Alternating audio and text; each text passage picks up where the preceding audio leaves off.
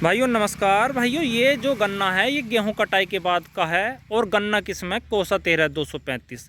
जो किसान भाई ये कह रहे थे कि हमारा गन्ना गेहूं कटाई के बाद का मेड़ा नहीं कर रहा, और कुछ किसान भाइयों की ये भी शिकायत है कि फरवरी मार्च का भी इतना मेड़ा नहीं कर रहा। लेकिन भाइयों 13-235 तो खुद ही मेड़ा इतना करके चलता है, जो कल्ले होते हैं अच्छी तरीके से, और ग्रोथ भी। पौधा गन्ना तो बहुत ही बढ़िया एवरेज देता है। लेकिन कुछ किसान भाइयों का कहना यह है कि गेहूं कटाई का तो बिल्कुल भी ग्रोथ नहीं कर रहा। तो भाइयों इन किसान भाई ने बहुत ही बढ़िया तरीके से अपने खेत का मेंटेन करा है, सही तरीके से खाद दवाई दी, और आज परिणाम ये है कि इनका ग्रोथ भी बहुत बढ़िया तरीके से कर रहा है, और मेड़े भी भाइयों बहुत बढ़िया हैं, और जमाव भी देखो, जमाव तो शानदार आया ही था इस खेत का। लेकिन सबसे मेन बात है कि मेड़ा कितना करा, कल्ले और ग्रोथ ये देखिए बहुत बढ़िया ग्रोथ करी। आज हमारे यहाँ पर बहुत अच्छी बारिश हुई है, इसलिए अंदर नहीं बढ़ कर दिखा सकता मैं, और पानी भर रहा है इसमें। तो इन्होंने पहले पानी पर तो लगाया था कैल्शियम नाइट्रेट, जो यारा कंपनी का आता है नाइट्राबोन नाम से, उसमें बोरोन भी होता है। और एक चीज़ हो रहा है, इसमें हल्का सा भाइयों थ्रिप्स लगा था, टॉप बोरर इसमें कोई पौधा दिखाई नहीं दिया था। तो इन्होंने क्या लिया, इन्होंने लिया भाइयों जो दो टेक्निकल आते हैं, इमिडाक्लोरोपिड 40% और फिप्रोनिल 40%। ये पुलिस में भी आते हैं, और सिरासागी में भी, और लेसेंटा में भी, और कई सारी कंपनियां इसे बनाती हैं। तो इन्होंने लिया था वो 100 ग्राम प्रति एकड़ के हिसाब से। और एक लिया था इन्होंने आयांस, जिसमें एजेस्ट्रोबिन और डाइफेकनोजोल होता है, वो लिया था इन्होंने 200 ml प्रति एकड़ के हिसाब से। और एक लिया था NPK 20-20-20, और इन्होंने उसका स्प्रे किया।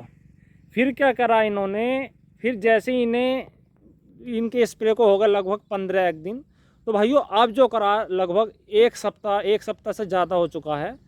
इन्होंने भाइयों फिर यूरिया लिया 1 बैग प्रति एकड़ के हिसाब से, और फिर लिया इन्होंने ह्यूमिक एसिड, जो भाइयों पोटेशियम ह्यूमेट आता है, पोटेशियम ह्यूमेट लिया, कई कंपनियों से बनाती हैं, वो लिया 2 किलोग्राम प्रति एकड़ के हिसाब से।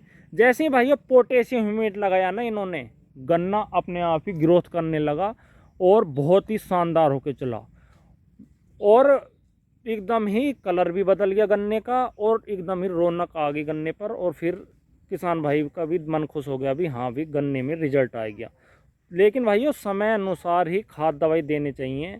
अगर आपने जैसे टॉप बोरर ही है, अगर आपने समय अनुसार अपने गन्ने को दवाई नहीं दी, तो भाइयों उसका रिजल्ट आपको फिर 15 दिन बाद दिखेगा कि हमारे खेत में टॉप बोरर आ गया।